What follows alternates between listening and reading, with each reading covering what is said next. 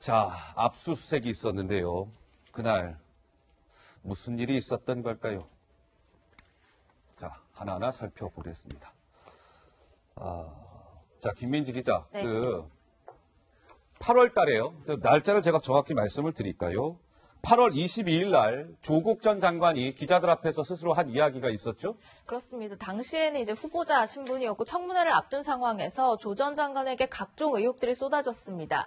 질문도 많이 받았는데요. 여기에 대해서 조 전 장관이 한 이야기가 있습니다. 직접 들어보고 말씀 이어가도록 하겠습니다.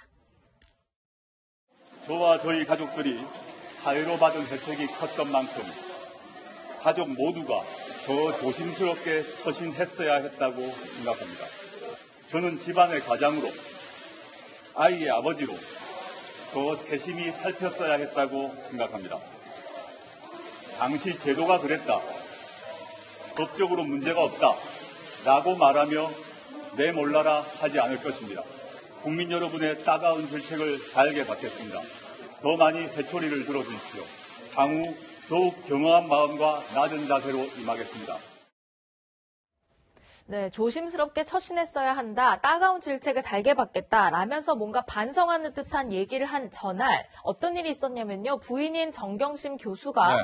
전날 당일에도 3차례에 걸쳐서 주식 거래, 선물 옵션 투자를 했다. 이런 겁니다. 그러니까 남편은 겉으로 사과하고 아내는 뒤에서 차명 투자를 한 것 아니냐. 이런 사실이 알려지면서 모두가 공분하고 있습니다. 글쎄요.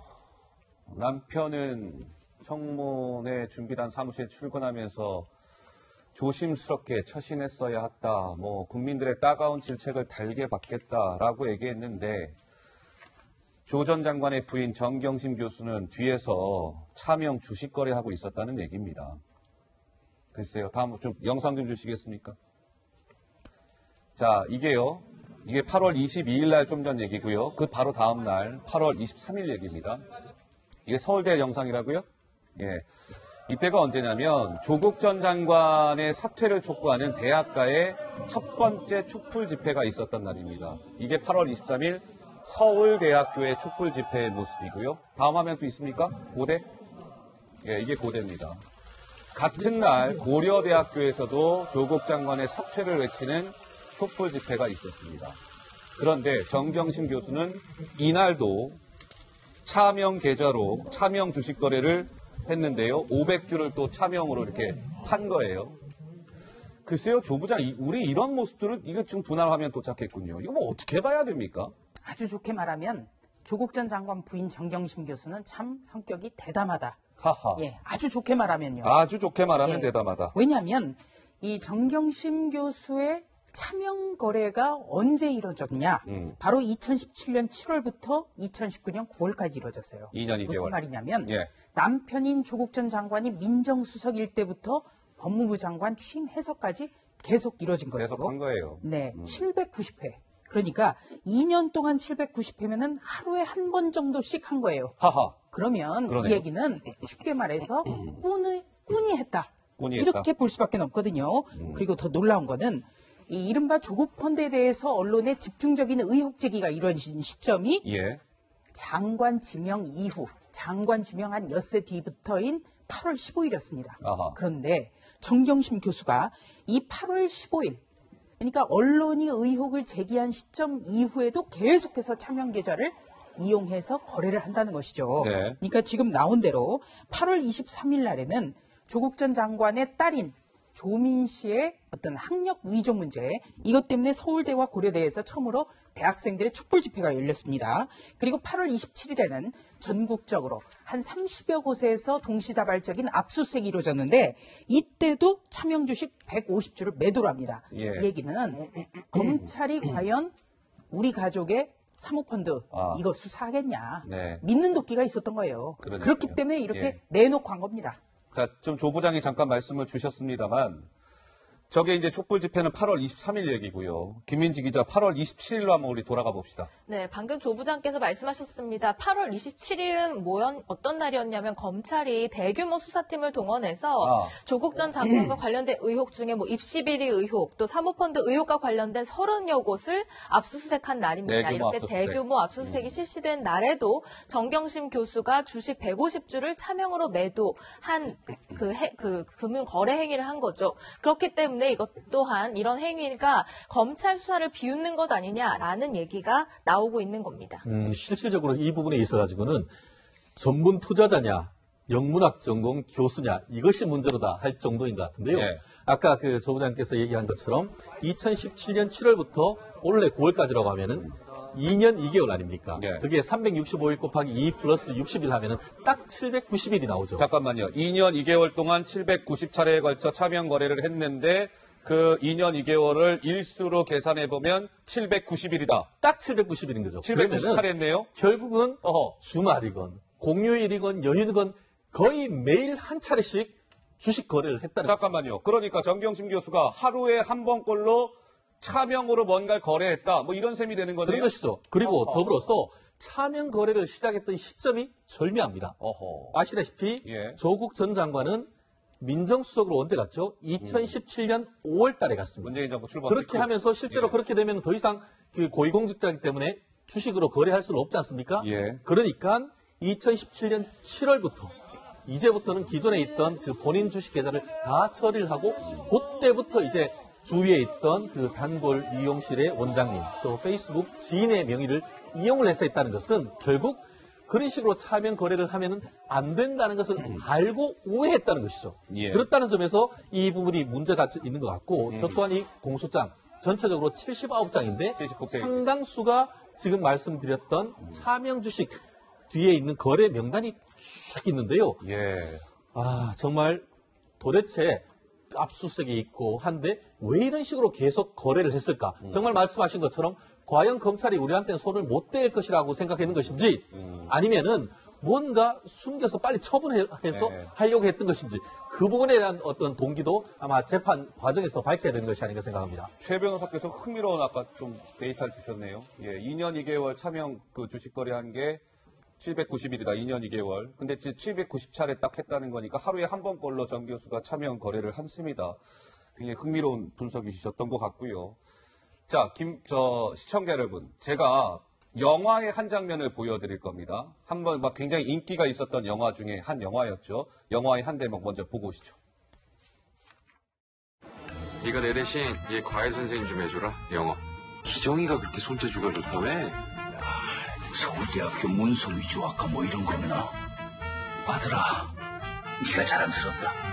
아버지, 저는 이게 위조나 범죄라고 생각하지 않아요. 저 내년에 이 대학 꼭 갈 거거든요. 그건 엄연한 범죄입니다. 아들아, 넌 계획이 다 있구나. 과연 그럴까요?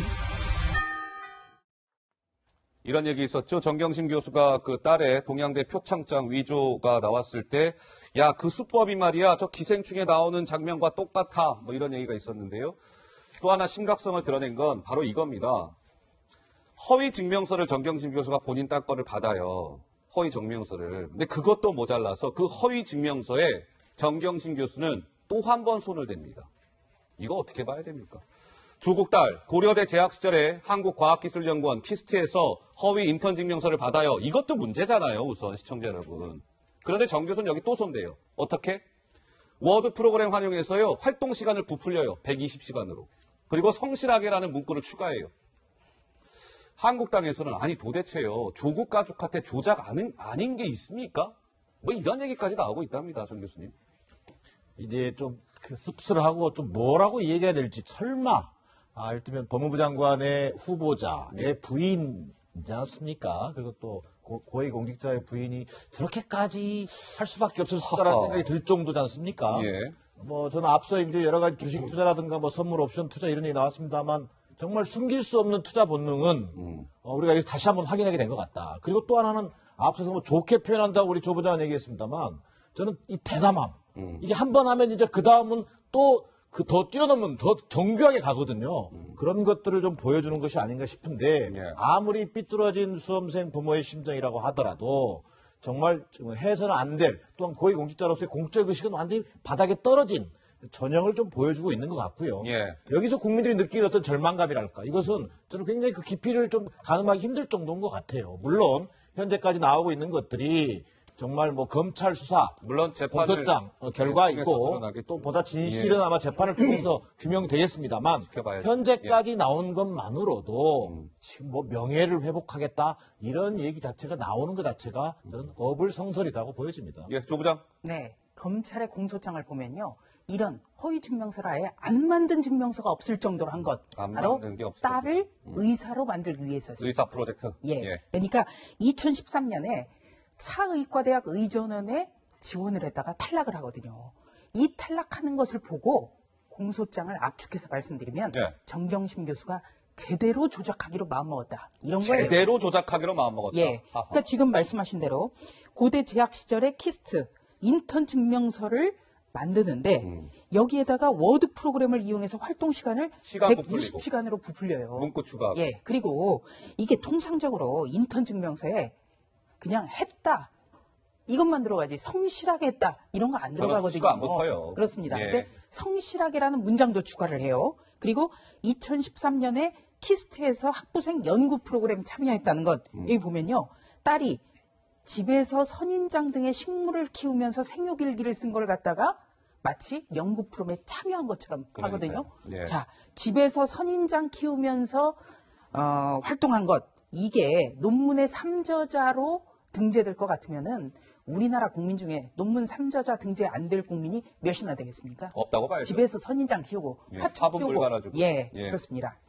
알겠습니다. 자, 김민지 기자. 그러고 보니까요. 이 조국 전 장관이 그동안 딸의 입시 비리와 관련해서 굉장히 강한 톤으로 좀 반박을 하지 않았었던가요? 네, 그것 때문에 이것도 조금 앞뒤가 안 맞는다 이런 지적도 있었습니다. 왜냐하면 한편으로는 내가 아이의 뭐 교육에 관해서 굉장히 무관심했고 잘 몰랐다라고 맞아요. 하면서도 이것과 관련된 의혹에 대해서는 명백한 가짜 뉴스라고 했거든요. 그 목소리가 맞아요. 그 준비되어 있습니다. 한번 들어보시죠. 제 딸이 문제 논문 덕분에 대학 또는 대학원에 부정 입학했다는 의혹은 명백한 가짜 뉴스입니다. 전혀 변함이 없습니다.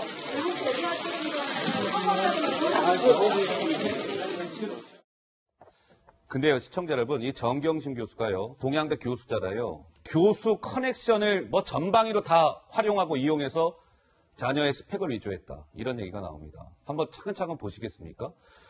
정경심 교수의 대학 동창 그 교수가 있어요. 공주대학교에. 근데 공주대 논문 초록에 3저자 등재, 좀 전에 조 부장 말씀하셨죠? 선인장 키우고 왜 이름 올렸다고. 그게 이제 대학 동창 교수 인맥, 활용된 거예요. 초등학교 동창이 박사로 있거든요. 어디에? 키스트에. 거기서 뭐 했습니까? 키스트 허위 인턴 증명서 발급받았죠? 초등학교 동창 박사 인맥 이용해서. 또 있어요. 딸 친구 아버지 교수, 한영 외국어고등학교인데요. 저 딸 친구 아버지 교수는 장영표 교수잖아요. 뭐 됐습니까? 당국대 의대의 논문 제일 저자로 딸 이름 올려줬죠. 자녀 스펙 위주의 정말 물불을 안 가린 정경심이라는 저 표현이 틀린 표현은 아닌 것 같습니다. 정말 그 20대, 지금 20대 젊은 친구들이 분노하는 이유가 바로 이것 아니겠습니까? 이것입니까? 한마디로 엄마 찬스, 나아가 아빠 찬스가 있었던 사람이 아닌 일반 보통 사람이라고 하면 이른바 흑수저 같은 경우에는 상상조차 못할 일들이 벌어졌고 사실 그와 같은 것들이 벌어진 것을 넘어서 실제 그와 같은 위조된 서류가 제출돼서 합격까지 했다라고 할 경우에 그 부분에 있어서의 어떤 낙방했는 친구들은 도대체 지금 어떻게 보상을 받을 수 있죠? 물론 무죄 추정을 받기 때문에 유죄라고 단정할 수는 없습니다만 객관적으로 나왔는 증거를 봤을 때의 유죄의 가능성이 굉장히 높다고 보이는 것 같은데요.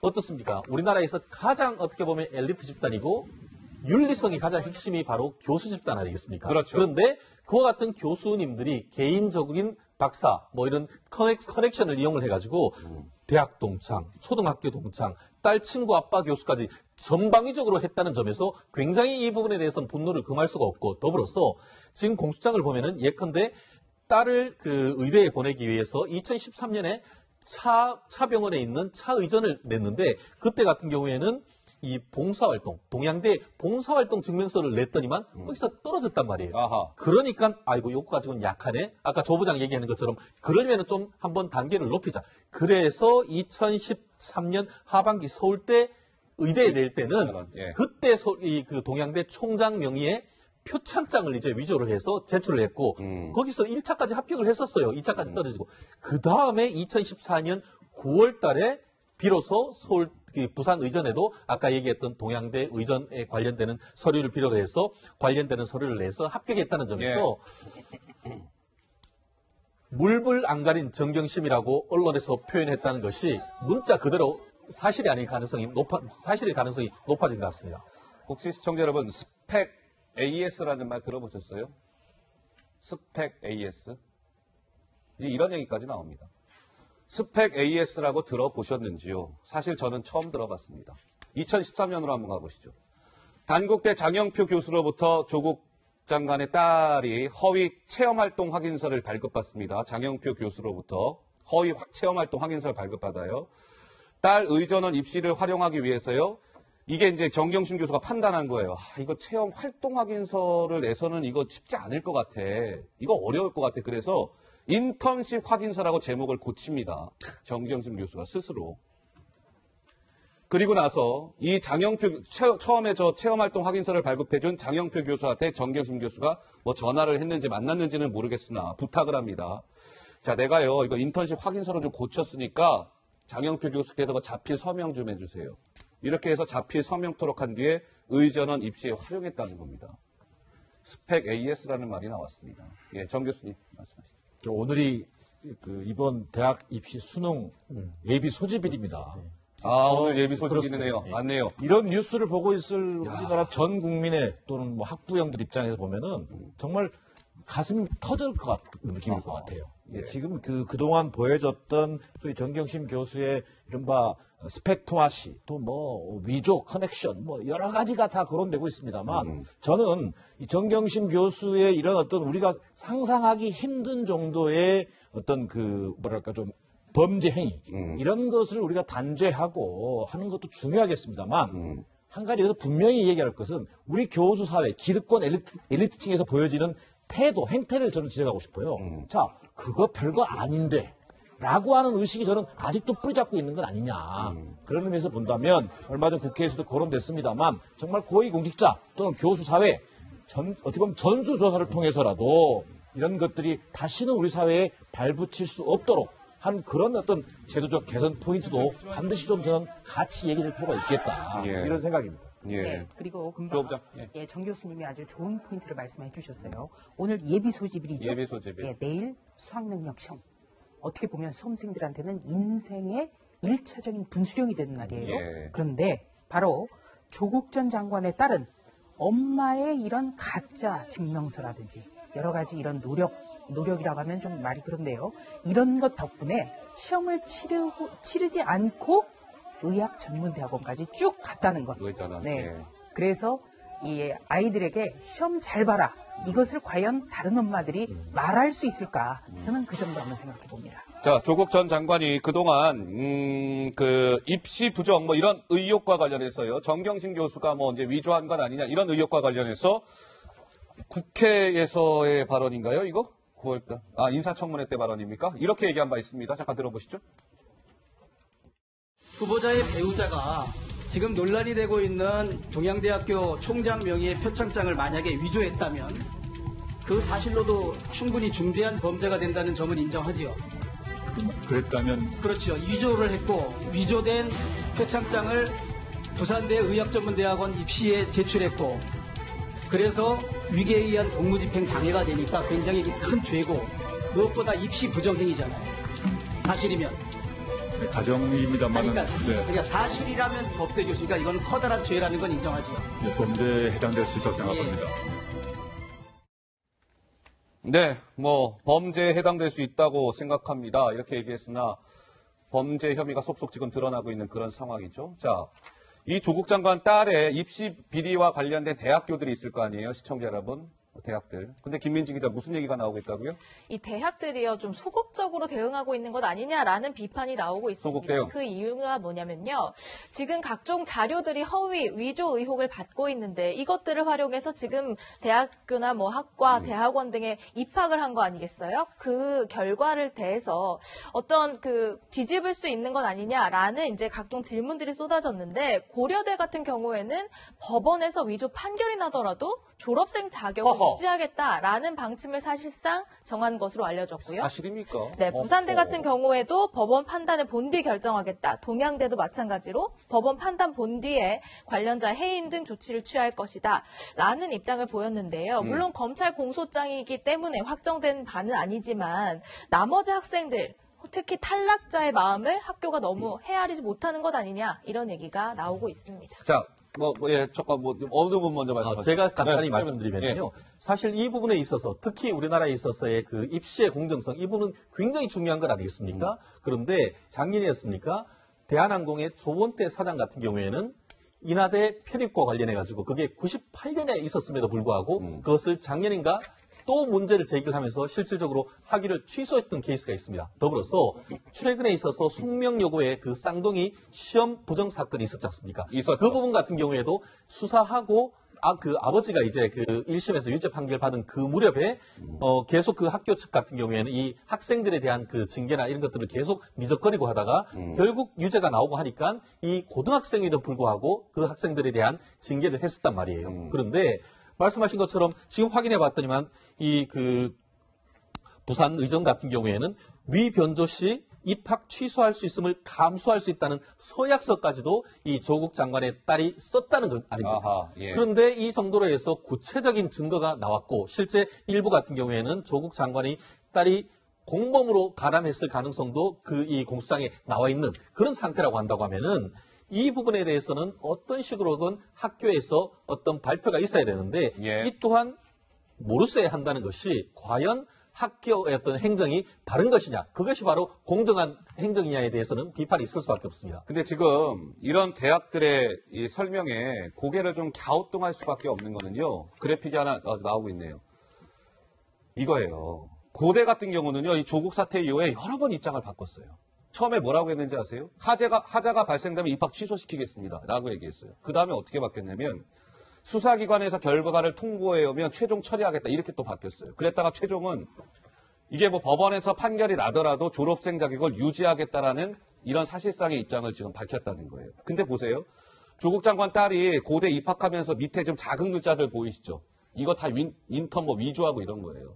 이거 해갖고 고대 들어간 겁니다. 근데 고대는 졸업생 자격 유지하겠답니다. 물음표. 부산대. 당시 조 장관 딸이 입학할 때 입학 요강이 어떻게 되어 있는지 아세요? 기재사항 사실과 다르면 불합격 처리한다. 명기가 되어 있어요. 명확하게. 근데 최종 지금 입장은 법원 판단을 본 뒤에 결정하겠습니다. 부산대 의전은 입학할 때 조 장관 딸 뭐 했는지 밑에 작은 글자들 보이시죠? 키스트, 동양대, 공주대, 동양대 많이 나와요. 이건요, 예. 정말 20대 청년들에게 이게 공정을 말할 수 있는가, 이들 대학이. 묻고 싶어요. 자, 부산대. 법원 판단 지켜본 뒤에 결정하겠다.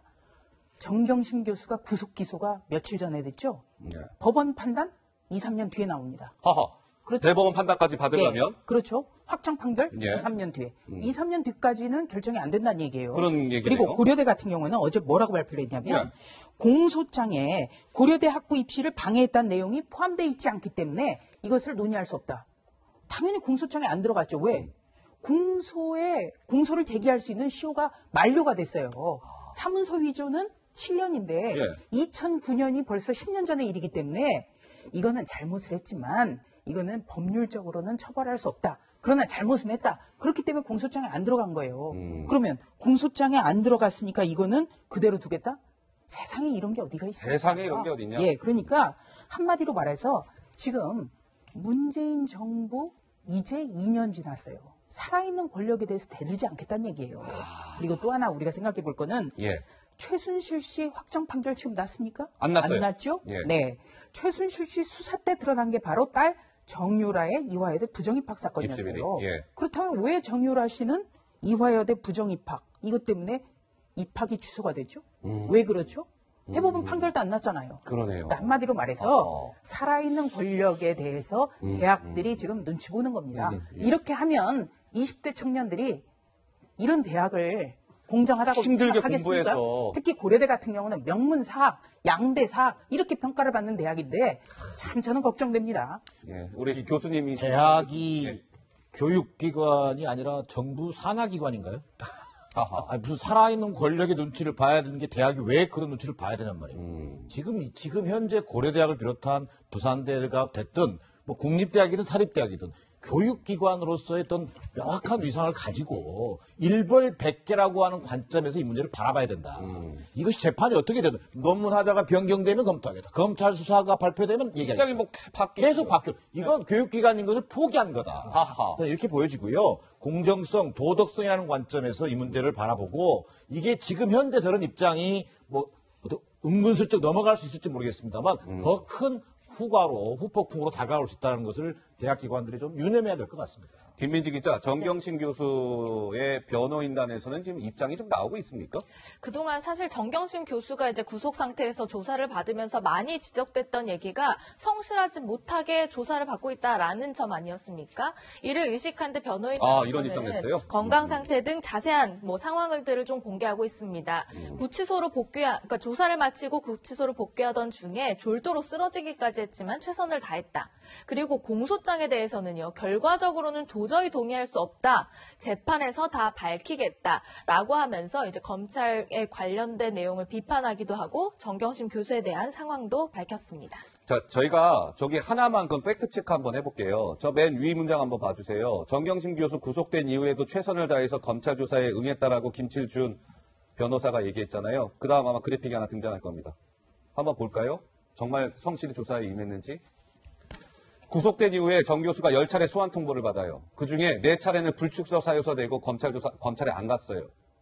6차례 조사받았는데 그중에 2번은 아프다면서 조사를 중단을 요청했고 실제로 중단됐어요. 그러니까 10차례 중에 4번만 정상조사를 받은 셈이에요. 정경심 교수는 참고로 지금 구속된 피의자 신분이었습니다. 황제 소환에 이어서 황제 조사 논란까지 불거졌는데 김칠준 변호사는 최선을 다해서 검찰 조사에 응했다라고 얘기했습니다. 뭐가 맞는 걸까요? 네, 헛갈리기만 변호사들이 예. 참 이 국민정서법을 너무 모른다는 생각이 들어요. 그러니까 피의자 피고인은 누구도 법률가의 조력을 받을 수 있습니다. 그런데 이 법률가가 피의자나 피고인을 방어하더라도 어느 정도 국민정서를 감안해서 이야기를 해야 되거든요. 조사 불응했죠. 조사 중단 계속 요청을 했습니다. 예. 이것이 최선을 다해 조사 응했다. 이거하고 어떻게 연결이 되는 건지 모르겠고요. 아하. 그리고 졸도로 쓰러지기까지 했고 뇌졸중 증세에도 성실히 조사를 받았다? 지금까지 진단서 한 장을 제출한 일이 없어요. 진단서 안 냈다? 예. 그렇기 때문에 아무리 변호인이지만 이거는 너무 나갔다. 이렇게 저는 봅니다. 예. 사실 예. 변호인 측에서 구속이 된 이후에 구속 적부심 청구한다라는 얘기가 나왔었더랬습니다. 예. 근데 아직까지 구속 적부심이 준비되거나 구속 적부심 심사 청구를 했다는 얘기를 들을 수가 그런 얘기 아직 안 나왔어요. 그러면 그런 어떤 법적인 얘기는 하지 않으면서 여전히 조국 전 장관과 정경심 교수를 지지하는 측에 대한 지지 호소하는 여론전을 변호사가 하고 있는 것이 아닌가 하는 그런 평가를 할 수 있을 것 같고요. 예. 아까 얘기한 것처럼 정경심 교수가 아니었다고 하면은 과연 포토라인에 안 설 수 있었을까? 예. 정경심 교수가 아니었다고 하면은 지하 통로로 해서 들어갈 수 황제 있었을까? 출석할 수 있었을까? 그리고 법원에 영장실질 심사를 할 때도 상당수 많은 언론들이 TV에 실시간으로 얼굴을 모자이크 처리를 해서까지 그렇게 인권 보호를 해줄 수 있었을까?